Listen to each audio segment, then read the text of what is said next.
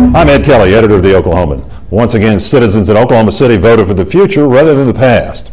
Lopsided re-election victories by two incumbents on the city council are proof that voters like the direction the city is going, and they rejected challengers who would have taken Oklahoma City back to the 1950s. Meg Salyer and Pat Ryan are outstanding members of the city council. They now return to City Hall again after being forced to spend a lot more time and money than they should have. Facing them were two men aligned with an offshoot of the Tea Party who are members of a church on 23rd Street that I think most Christians in this city would agree is just downright strange. And speaking of strange, how could anyone who professes to be part of the Tea Party movement be aligned with the labor union? But that was the case in this election. Apparently the common bond between the challengers in Wards 6 and 8 and the firefighters union was continued resentment over passage of the MAPS 3 projects in December 2009.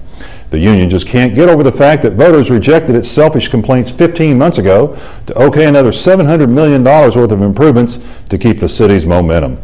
Let's hope the crushing defeats administered by Salyer and Ryan send the Sooner Tea Party packing, never to be heard from again in the city election. Meantime, another incumbent, Brian Walters, was beaten by challenger David Greenwell.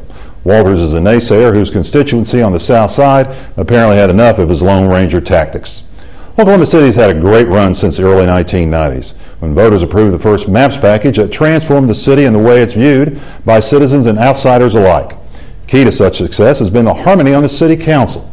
For the past decade and a half, nearly every council member put aside their own personal politics and worked together to move the city forward. Meg Salyer and Pat Ryan have done just that. Voters obviously like it and did what they needed to do to keep Oklahoma City looking onward and upward.